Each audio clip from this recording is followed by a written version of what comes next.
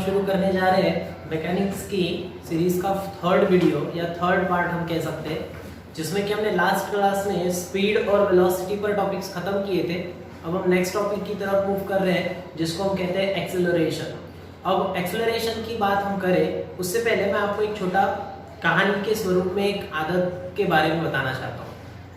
मतलब एक स्टोरी के टाइप से बता रहा हूँ, तो उसे मैं आपके सामने लेबल दे रहा हूँ या फिर टाइटल दे रहा हूँ, हैबिट ऑफ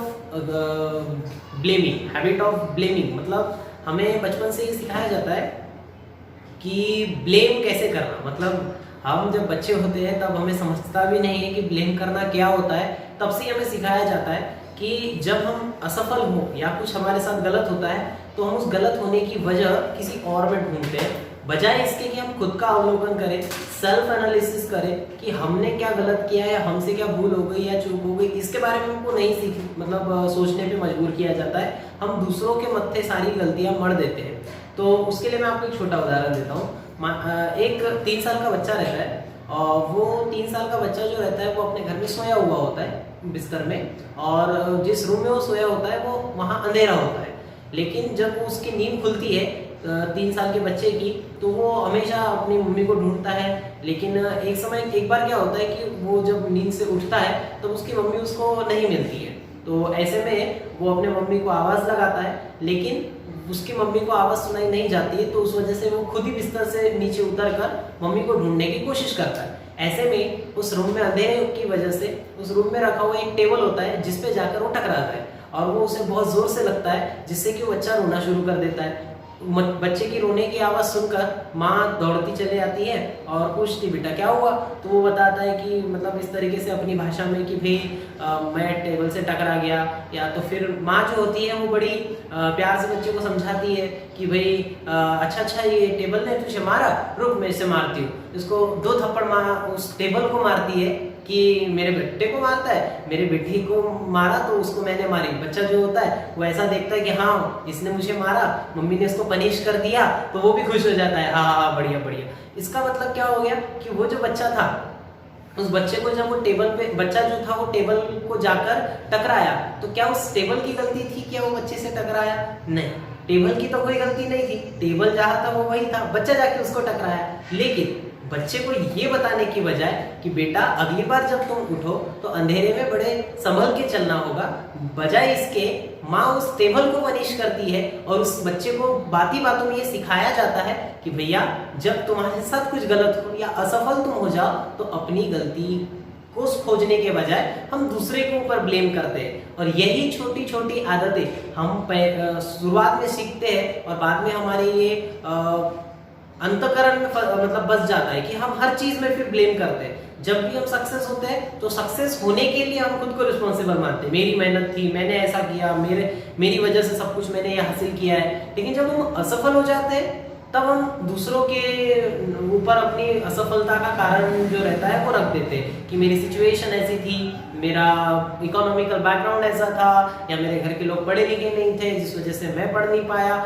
ये हर कारण हमको बताए जाते हैं। तो वैसे ही मैं आपको आज ये कहानी इसलिए बता रहा हूँ क्योंकि आज जब लॉकडाउन चल रहा है तो हम सबके पास ऐसे अनगिनत कारण है कि हम पढ़ाई ना करें। हमें ऐसे मन में आ सकता है कि हमारे घर में दिन भर लोग रहते हैं, हमको पढ़ाई करने के लिए अलग जो टाइम मिलना चाहिए वो नहीं मिल रहा है, या फिर दिन भर आलस आता है, नींद लगती है। ऐसे छोटे छोटे कारण हमको मिल रहे होंगे। और जब हम पूरा ये लॉकडाउन पीरियड खत्म हो जाएगा और जब हम पीछे मुड़कर देखेंगे कि हमने इस लॉकडाउन पीरियड में कितना पढ़ाई किया, तो हमें मिलेगा 0। और फिर हम कहेंगे कि ये मेरी गलती नहीं थी, लॉकडाउन लग गया, मुझे मेरे दोस्तों से मिलना नहीं हुआ, मेरे सर नहीं थे, मेरे ये नहीं था, वो नहीं था। हम सब दूसरों के ऊपर मढ़ देंगे, बजाय इसके कि यार किसने रोका था तुम्हें पढ़ने के लिए, ये आपने सोचना चाहिए। और इसीलिए बाद में पछताने से अलावा, दूसरों को ब्लेम करने के अलावा, मैं आपसे ये चाहता हूँ कि आप इस लॉकडाउन पीरियड का एक बहुत अच्छा बेनिफिट लें और हमारी आने वाली वीडियोस को रेगुलरली फॉलो करें, नोट्स बनाएं, तभी जाकर हम इस पूरे लॉकडाउन पीरियड को एक फ्रूटफुल टाइम के तौर पर देख पाएंगे। और जब पीछे मुड़कर देखेंगे तो हम किसी को ब्लेम नहीं करेंगे, हमें खुशी होगी कि हमने इस समय का बहुत अच्छे तरीके से इस्तेमाल किया। तो ये कहानी मैं यही समाप्त करता हूँ, हैबिट ऑफ ब्लेमिंग। और मैं आपसे उम्मीद करता हूँ कि अगली बार जब कभी आप जीवन में असफल हो जाए तो दूसरे को ब्लेम न करने के बजाय आप खुद के ऊपर नजर डालेंगे कि क्या मेरी मेहनत या मेरे जो कर्म थे सही थे या नहीं। तो हम आगे बढ़ते हैं अगले टॉपिक की तरफ। एक्सेलरेशन हमारा नेक्स्ट टॉपिक होने वाला है। तो एक्सेलरेशन जो है, इस एक्सेलरेशन को अपन ए से रिप्रेजेंट करते हैं, सिंबल जो है उसका ए होता है। और अगर एक्सेलरेशन की अगर हम बात करें तो एक्सेलरेशन उस मोशन में होता है जिस मोशन के अंदर वेलोसिटी जो होती है वो लगातार चेंज हो रही हो। अगर वेलोसिटी चेंज हो रही है या तो मैग्नीट्यूड में या फिर डायरेक्शन में, क्योंकि आपको बताया गया कि वेलोसिटी को डिफाइन करने के लिए दो कंपोनेंट्स होते हैं, एक उसका मैग्नीट्यूड, दूसरा उसका डायरेक्शन। और दोनों में से अगर एक भी चीज बदलती है तो बदलता है मतलब वेलोसिटी अगर बदलती है तब आता है एक्सेलरेशन। और वेलोसिटी का जो चेंज रहता है वो टाइम के रिस्पेक्ट में मेजर होता है। और इसीलिए अगर बात करी जाए एक्सेलरेशन के डेफिनेशन की तो एक्सेलरेशन मतलब the rate of change of velocity with time, हम कह सकते हैं एक्सेलरेशन। अगर हम बात करेंगे rate of change of velocity with time तो वो है एक्सेलरेशन। और एक और बात कि अगर हम इसको सिंबल फॉर्मूले में लाना चाहे तो acceleration is equals to, acceleration को लिखा है चेंज ऑफ वेलोसिटी, मतलब टाइम के अकॉर्डिंग जो वेलोसिटी बदलती है उस बदलने के रेट को हम कहते हैं एक्सेलरेशन। इसका मतलब जो वेलोसिटी है उसका चेंज, उस चेंज को रिप्रेजेंट करने के लिए हम लिखते हैं डी। डी का मतलब होता है चेंज और v मतलब होती है वेलोसिटी, तो dv का मतलब हो गया चेंज ऑफ वेलोसिटी या फिर चेंज इन वेलोसिटी। और किसके रिस्पेक्ट में चेंज मेजर हो रहा है? टाइम के रिस्पेक्ट में। इसका मतलब डिवाइड करेंगे टाइम से तो जो dv अपॉन dt निकलता है, ये dv अपॉन dt जो होता है वो कहलाता है acceleration. dv means change in velocity, dt means वो टाइम इंटरवल जितने टाइम में वो वेलोसिटी क्या हो रही है, चेंज हो रही है। इसका मतलब ये हो रहा है एक्सेलरेशन का आंसर। अब अगर हम बात करें एक्सेलरेशन को निकालने की, मैं आपको एक एग्जांपल समझा रहा हूं जिसमें एक्सेलरेशन अपने को निकाल कर देना है। तो मान के चलिए कि इस इनिशियल पॉइंट ए से एक व्हीकल है जो स्टार्ट कर रहा है मोशन स्टार्ट कर रहा है। इसका मतलब इस पॉइंट पर जो वेलोसिटी होगी वो 0 होगी और ये पॉइंट बी पर वो अपना मोशन खत्म कर रहा है, मतलब मोशन जो है यहाँ पर एंड हो रहा है। तो ए जो है वो इनिशियल पॉइंट है, बी जो है वो फाइनल पॉइंट है और ए से मोशन स्टार्ट कर रहा है, मतलब इस पॉइंट की जो वेलोसिटी होगी वो 0 होगी और यहाँ की जो वेलोसिटी होगी वो 0 नहीं होगी। और मान के चलते कि वो फाइनल वेलोसिटी है वो v है।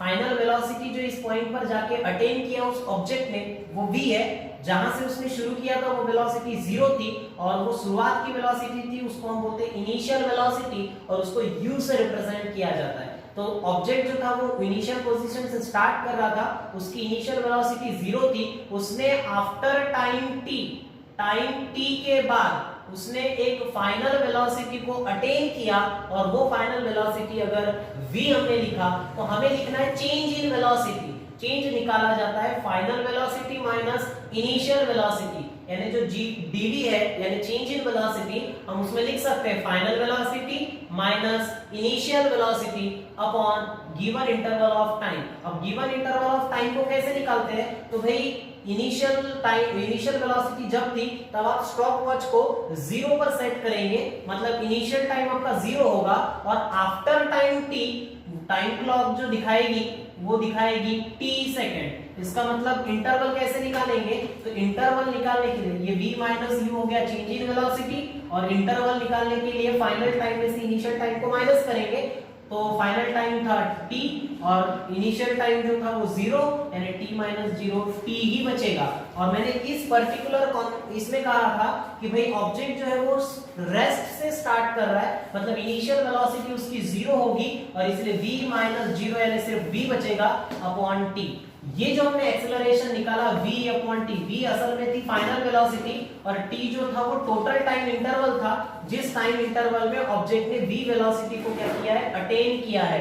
इसका मतलब अगर इनिशियल वेलोसिटी 0 हो तो फाइनल वेलोसिटी ही इनिशियल वेलोसिटी, ध्यान से सुनिए मेरी बात, अगर इनिशियल वेलोसिटी 0 हो तो final velocity he change in velocity के बराबर है। देखिए change in velocity v minus u v के बराबर आ गया जब इनिशियल वेलोसिटी 0 थी।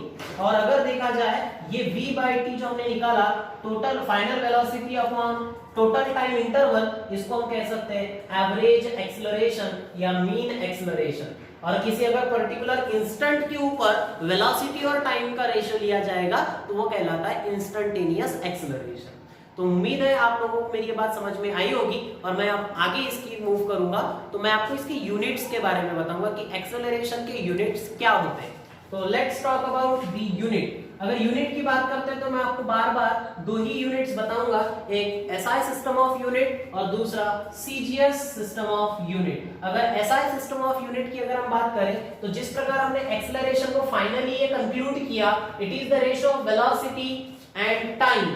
वेलोसिटी और टाइम का अगर ये रेशियो है तो एसआई यूनिट में वेलोसिटी का यूनिट मीटर पर सेकंड होता है और टाइम का यूनिट जो होता है वो सेकंड होता है। सेकंड के सेकंड मल्टीप्लाई होगा और फाइनली ऐसा यूनिट जो निकल कर आएगा वो मिलेगा मीटर पर सेकंड स्क्वायर। उसी के साथ सीजीएस यूनिट की अगर हम बात करें तो वेलोसिटी का सीजीएस यूनिट होता है सेंटीमीटर पर सेकंड और टाइम का यूनिट होता है अगेन सेकंड। सेकंड के सेकंड मल्टीप्लाई होगा और उसके बाद फाइनली सीजीएस यूनिट निकल कर आएगा सेंटीमीटर पर सेकंड स्क्वायर। अब यहाँ जो मैंने ये मल्टीप्लाई होगा कहा, अगर ये आपको नहीं समझ रहा है तो हमारे ही क्लास की मैथ्स की जो सीरीज है उसको आप फॉलो कीजिए। आने वाले 1-2 क्लास के अंदर ही आपको फ्रैक्शंस के मल्टीप्लिकेशन एंड डिविजन्स मिलेंगे और जो यूनिट्स होते हैं वो मल्टीप्लिकेशन एंड डिवीजन के रूल्स फॉलो करते हैं, एडिशन और सब्ट्रैक्शन यूनिट्स का नहीं होता है। तो इसका मतलब ये हो गया कि जो फ्रैक्शन के यूनिट्स आपको पढ़ाए, मतलब फ्रैक्शन का मल्टीप्लिकेशन एंड डिवीजन पढ़ाया जाएगा तो आपको ये जो मल्टीप्लिकेशंस मैंने अभी यहाँ पर किए हैं वो भी आपको समझ में आ जाएंगे। और इसीलिए आप रेगुलरली हर एक सब्जेक्ट को फॉलो कीजिए, नेसेसरी नोट्स बनाइए और रिवाइज कीजिए और लॉकडाउन को खुशहाल बनाइए। अब इसका आप एक स्क्रीनशॉट ले लीजिए जिससे कि आपको बाद में नोट करना पड़े तो आसानी हो जाएगी और उसके बाद हम आगे की बात करेंगे। सो उम्मीद है आप लोगों ने इसका एक स्क्रीनशॉट ले लिया होगा। अब मैं आपको एक्सेलरेशन जब पढ़ा रहा हूं तो उसके बाद मैं आपको एक्सेलरेशन के टाइप्स पढ़ा रहा हूं। एक्सेलरेशन के 3 टाइप होते हैं। वैसे तो एक्सेलरेशन की 3 टाइप कहना सही नहीं होगा क्योंकि एक जो टाइप है वो तब होता है यानी जिसको हम जीरो एक्सेलरेशन हम कहते हैं, असल में वो कोई टाइप नहीं है। जब कोई एक्सेलरेशन हो ही ना तब उसको जीरो एक्सेलरेशन कहते हैं। तो वो खैर कोई टाइप नहीं है, लेकिन जब पढ़ाया जाता है एक्सेलरेशन तो तीनों ही बातें आपको एक के बाद एक बताई जाती है। तो टाइप्स ऑफ एक्सीलरेशन,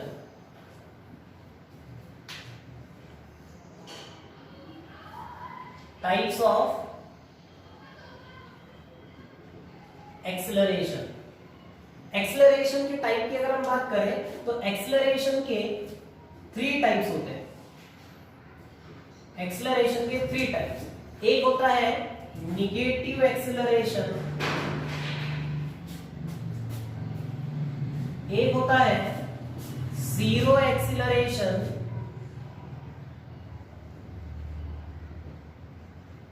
और तीसरा होता है पॉजिटिव एक्सेलरेशन। सभी लोग आप ध्यान से सुन रहे होंगे और जब तक आप ध्यान से सुनेंगे नहीं फिर आपको समझ में नहीं आएगा।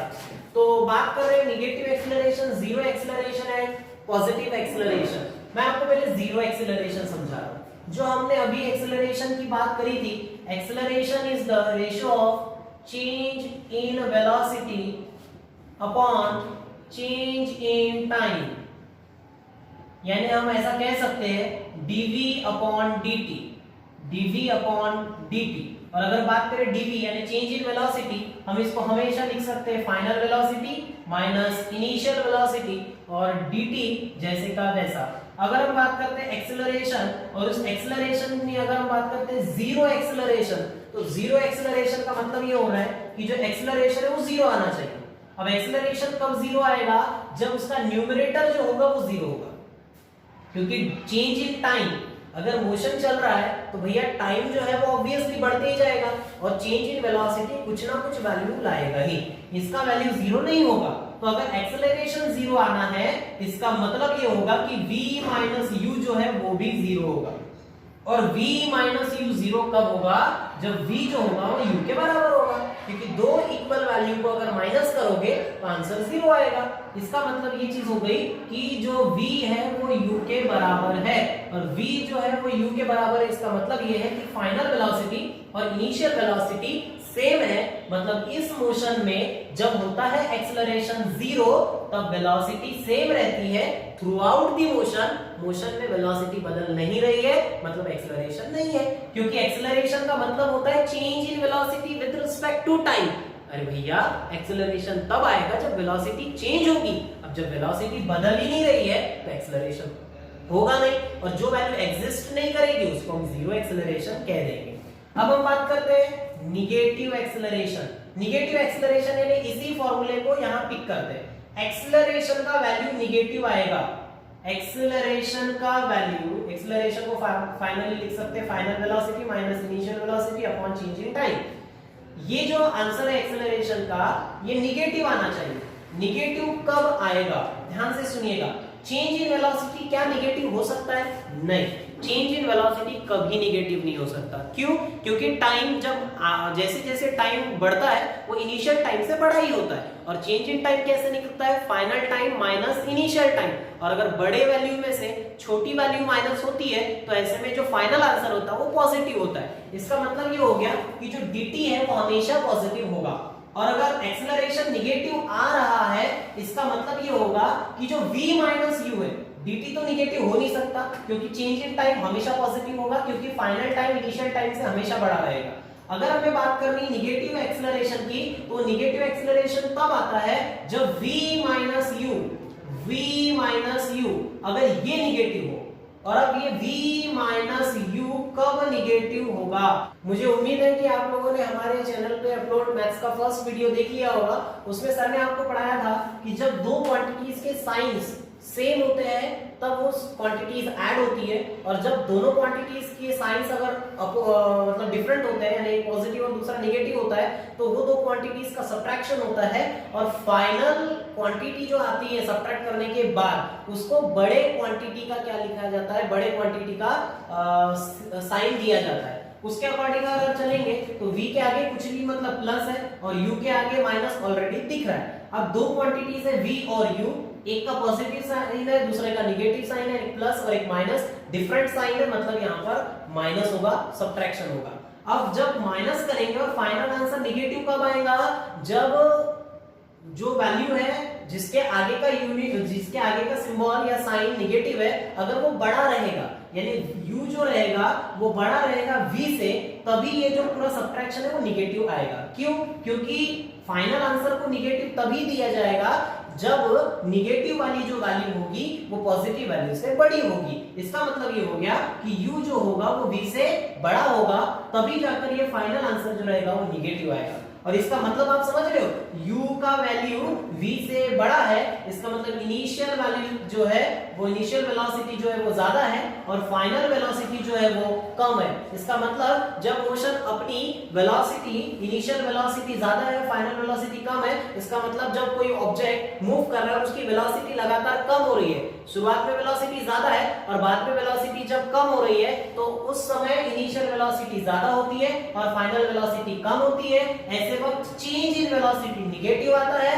और इसलिए फाइनल आंसर एक्सेलरेशन का भी नेगेटिव आता है और इसीलिए उसको कहा जाता है नेगेटिव एक्सेलरेशन। और नेगेटिव एक्सेलरेशन का एक और नाम आप याद रखेंगे, रिटार्डेशन।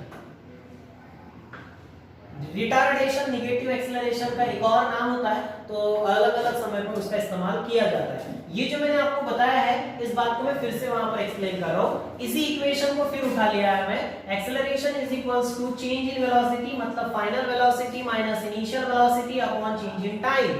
अब आप सोचिए कि acceleration should be positive. Acceleration कब पॉजिटिव होगा? तो हमने तो कहा कि dt हमेशा पॉजिटिव होगा क्योंकि चेंज इन टाइम हमेशा पॉजिटिव आने वाला है। अब बात रहेगी v माइनस यू। अगर एक्सेलरेशन पॉजिटिव लाना है तो v माइनस यू जो होगा वो भी पॉजिटिव आना चाहिए। अब ये दो, इसके आगे प्लस है, इसके आगे माइनस है, यानी दोनों साइन डिफरेंट है। दो साइन डिफरेंट है मतलब ऑपरेशन आपको करना पड़ेगा सब्ट्रैक्शन, यानी v और u का सब्ट्रैक्शन होगा। लेकिन फाइनल आंसर को पॉजिटिव साइन तब मिलेगा, प्लस साइन तब मिलेगा जब v जो रहेगा वो बड़ा रहेगा और u जो रहेगा वो छोटा रहेगा, क्योंकि जो बड़ा संख्या होगा उसी का सिंबल उसको दिया जाता है, उसी का साइन उसको दिया जाता है। तो अगर पॉजिटिव साइन आ रहा है इसका मतलब ये है कि जो v है वो बड़ा है, u जो है वो छोटा है। अगर v बड़ा है, u छोटा है, इसका मतलब ये है कि फाइनल वेलोसिटी बड़ी है, इनिशियल वेलोसिटी छोटी है। इसका मतलब शुरुआत कम वेलोसिटी से हो रही है, फाइनल जो हो रहा है वो ज्यादा वेलोसिटी के साथ हो रहा है। इसका मतलब है कि वेलोसिटी बढ़ते जा रही है। मतलब जब वेलोसिटी बढ़ती है तब होता है पॉजिटिव एक्सेलरेशन, जब वेलोसिटी कम होती है तब होता है नेगेटिव एक्सेलरेशन, और जब वेलोसिटी बदलती ही नहीं है तो होता है जीरो एक्सेलरेशन। इसका मतलब जब हम बाइक स्टार्ट करते हैं और अपनी स्पीड को धीरे धीरे धीरे धीरे बढ़ाते हैं तो वो होती है, वो धीरे धीरे वेलोसिटी बढ़ती है तो वो होता है पॉजिटिव एक्सेलरेशन। जैसे ही हमारी वेलोसिटी कांस्टेंट हो जाती है तो उसको कहते हैं हम जीरो एक्सेलरेशन, और जैसे ही हम ब्रेक लगाते हैं और धीरे धीरे धीरे धीरे स्पीड कम होती है तो उसको हम कहते हैं नेगेटिव एक्सेलरेशन या फिर रिटार्डेशन। आप इसका एक स्क्रीनशॉट ले लीजिए। मुझे उम्मीद है आप लोगों ने इसका एक स्क्रीनशॉट ले लिया होगा। इसको नोट कीजिए और इसको समझने की कोशिश कीजिए। ये जो पॉजिटिव नेगेटिव वाली बात है, आपको ये वीडियो लेक्चर देखना पड़ेगा मैथ्स का। आपको अगर नहीं समझा होगा 100% गारंटी है कि वो आपको भी समझ में आ जाएगा। तो अब बात आई है एक्सेलरेशन की, तो यहाँ तो एक्सेलरेशन खत्म हो गया, लेकिन एक टर्म एक्सेलरेशन से जुड़ी हुई बार बार यूज होती है और हमें भी आने वाले कुछ क्लासेस बाद ही इस्तेमाल करना पड़ेगा। Acceleration due to gravity, gravity की वजह से आने वाला एक्सेलरेशन। और जब बात एक्सेलरेशन की हो ही रही है तो मैं आपको वो भी एक्सप्लेन कर रहा हूं, सभी लोग ध्यान से सुनेंगे और नेसेसरी नोट्स भी बनाएंगे।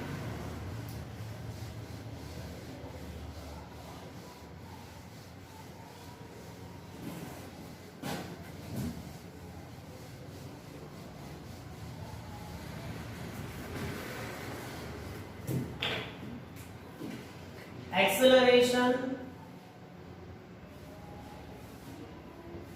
ड्यू टू ग्रेविटी, ग्रेविटी की वजह से आने वाला एक्सेलरेशन हम इसको g से रिप्रेजेंट करते हैं, हम g उसका सिंबल यूज करते हैं। अगर हमने बात करी, मान के चलते हैं ग्राउंड सरफेस है और यहाँ एक बॉल हमने पकड़ के रखा है, दिस इज अ बॉल, एक बॉल है जिसको हमने यहाँ पर ऐसे पकड़ के रखा है, और जैसे इस बॉल को हमने यहाँ पकड़ के रखा है और हम उसको जैसे रिलीज करेंगे, जैसे इस बॉल को हम छोड़ेंगे तो ये जो बॉल है ये धीरे धीरे नीचे आने लगेगा। अगर हमने इस बॉल को यहाँ पर पकड़ के रखा है, जैसे हम बात करें पकड़ के रखा है, इसका मतलब इस पॉइंट पर उसकी वेलोसिटी जो होगी वो जीरो होगी, और इस पॉइंट से वो मोशन की स्टार्ट कर रहा है, मतलब वो वेलोसिटी जो होगी वो इनिशियल वेलोसिटी होगी, वो होगी 0 मीटर पर सेकेंड। लेकिन जैसे इस बॉल को हम छोड़ेंगे और वो बॉल जैसे जैसे अर्थ सरफेस की तरफ बढ़ेगा उसकी लगातार वेलोसिटी बढ़ेगी और वो फाइनल वेलोसिटी अटेन करेगा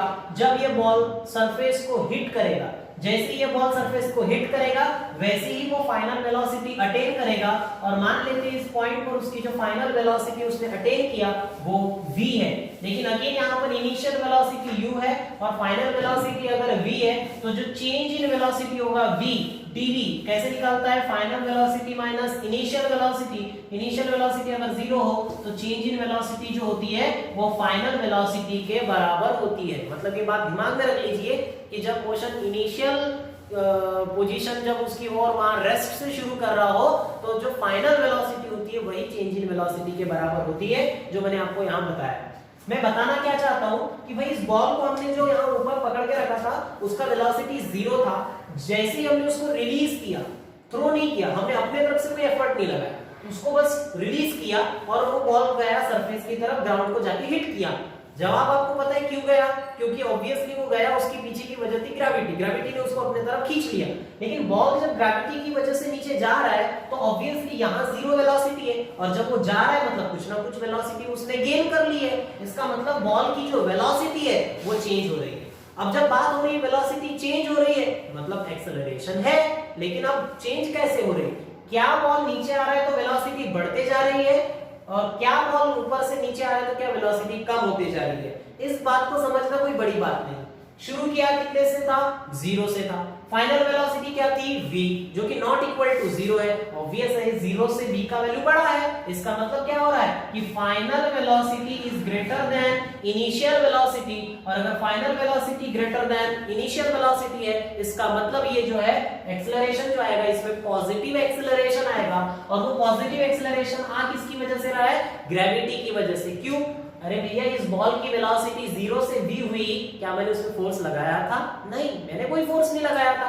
वो बॉल जो था उसकी वेलोसिटी जो बदली थी वो बदली थी ग्रेविटी की वजह से। ग्रेविटी ने उस बॉल को खींचा, बॉल नीचे आया, इनिशियल वेलोसिटी 0 थी, फाइनल वेलोसिटी v हुई, और जब वेलोसिटी बदली यानी चेंज इन वेलोसिटी जो था वो v निकला, और वो जो एक्सेलरेशन आया वो किसकी वजह से आया, ग्रेविटी की वजह से, और इसलिए इसको कहा जाता है एक्सेलरेशन ड्यू टू ग्रेविटी, जिसको g से रिप्रेजेंट करता है। अगर इसमें मैं यहाँ पर वेरियस टाइप के बॉल लूं, एक रबर बॉल लूं, एक प्लास्टिक बॉल लूं, एक लेदर बॉल लूं, तीनों बॉल को अगर मैं इक्वल हाइट से एक टाइम पे छोड़ूंगा, इक्वल हाइट से एक ही टाइम पे छोड़ूंगा, तो तीनों के तीनों इस ग्राउंड को सेम टाइम पे हिट करेंगे, तीनों के तीनों, जबकि तीनों का मास अलग है। प्लास्टिक बॉल, रबर बॉल और लेदर बॉल तीनों का मास अलग है, लेकिन तीनों के तीनों जब इक्वल टाइम पे इक्वल हाइट से रिलीज किए जाएंगे तो वो एक साथ ग्राउंड को हिट करेंगे। इसका मतलब ग्रेविटी सबको एक जैसे ही एक्सेलरेट करती है।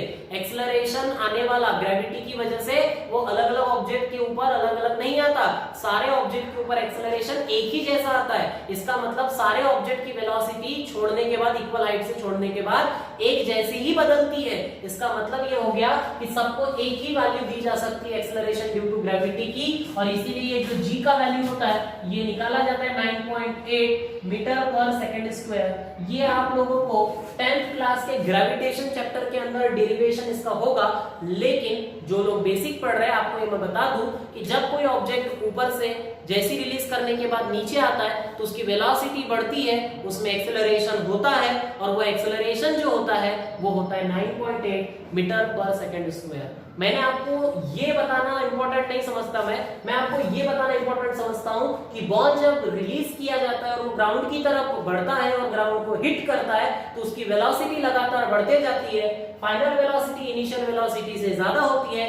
एक्सेलरेशन होता है क्योंकि वेलोसिटी बढ़ रही है, पॉजिटिव एक्सेलरेशन होता है क्योंकि फाइनल वेलोसिटी इनिशियल वेलोसिटी से ज्यादा है, और वो एक्सेलरेशन है इसकी वजह से, ग्रेविटी की वजह से। इसलिए पूरी कांसेप्ट को कहा जाता है एक्सेलरेशन ड्यू टू ग्रेविटी। और जिस मोशन में हम ये जो मोशन की बात कर रहे हैं, इस मोशन में बॉल सिर्फ और सिर्फ ग्रेविटी की वजह से मूव कर रहा है, हमने उसको किसी भी प्रकार का फोर्स नहीं लगाया, और इसीलिए इस मोशन को कहा जाता है फ्री फॉल मोशन। ये ऑब्जेक्ट का जो मोशन है सिर्फ और सिर्फ ग्रेविटी की वजह से है, इसके ऊपर और कोई भी एफर्ट नहीं लगा है, और इसलिए इसको फ्री फॉल मोशन कहा जाता है। और इस ऑब्जेक्ट को जो फ्री फॉल मोशन में है उसको कहा जाता है फ्री फॉलिंग ऑब्जेक्ट, यानी जो बॉल है वो फ्री फॉलिंग ऑब्जेक्ट है। लेकिन अगर मैं किसी ऑब्जेक्ट को फेंकते वक्त ताकत लगाऊंगा तो फ्री फॉल मोशन नहीं होगा, क्योंकि उसके एक्सेलरेशन में मेरे लगाए हुए फोर्स का भी कुछ ना कुछ हिस्सा रहेगा, और वो फ्री फॉल मोशन नहीं है।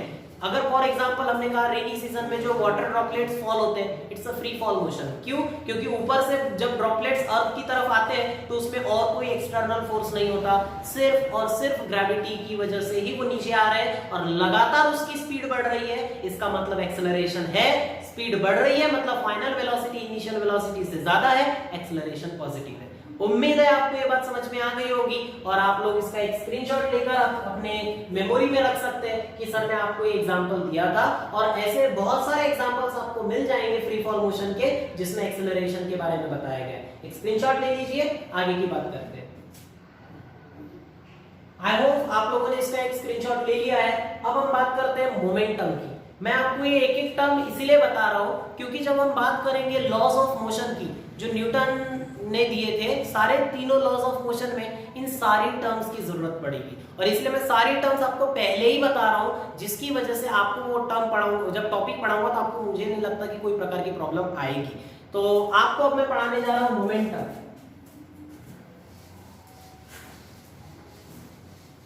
अब मोमेंटम क्या है? अब मोमेंटम की अगर हम बात करें तो मोमेंटम तब होता है जब कोई ऑब्जेक्ट मोशन में होता है, क्योंकि अगर कोई ऑब्जेक्ट रेस्ट में है तो उसमें कोई मोमेंटम नहीं होगा। इसका मतलब ये हो रहा है कि अब हम बात करते हैं मोमेंटम की, मोमेंटम को हम सिंबल दे रहे हैं P, P से रिप्रेजेंट कर रहे हैं मोमेंटम से, और मोमेंटम की बात करें तो मोमेंटम को लिख सकते हैं the product of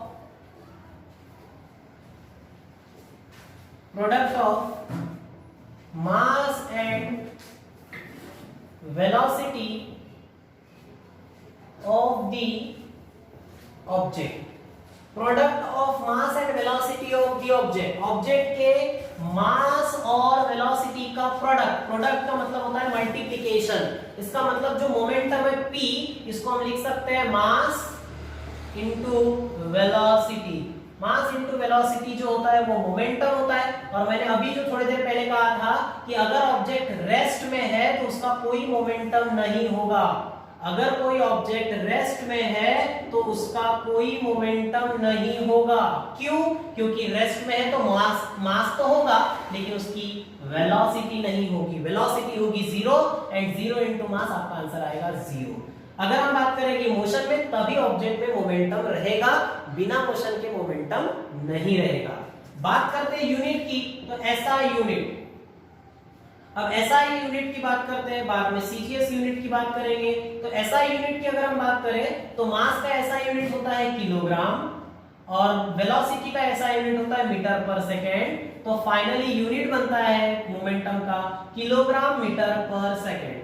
CGS unit की अगर हम बात करते हैं तो मास का सीजीएस यूनिट होता है ग्राम, और वेलोसिटी का सीजीएस यूनिट होता है सेंटीमीटर पर सेकेंड। इसका मतलब मोमेंटम का यूनिट बन गया ग्राम सेंटीमीटर पर सेकेंड। अगर आपको फॉर्मूला याद है और आपको कुछ बेसिक यूनिट्स याद है तो आपको किसी भी क्वांटिटी का यूनिट निकालना बड़ा आसान होगा, कोई भी गलती आप नहीं करेंगे। तो इस तरीके से मोमेंटम हमने यहाँ कंप्लीट किया। और ऐसे तो मैकेनिक्स में बहुत सारी टर्म्स होती है। इसके बाद अगर हम बात करेंगे तो इंपल्स होता है, फोर्स होता है, ऐसे एक एक टर्म को हम हर एक तरीके से एक्सप्लेन करेंगे, लेकिन जब जरूरत पड़ेगी तब। हमें अगले टॉपिक लॉज ऑफ मोशन को समझने के लिए अब तक की बताई गई टर्म्स काफी है। कल हम बात करेंगे inertia and laws of motion की। Thank you.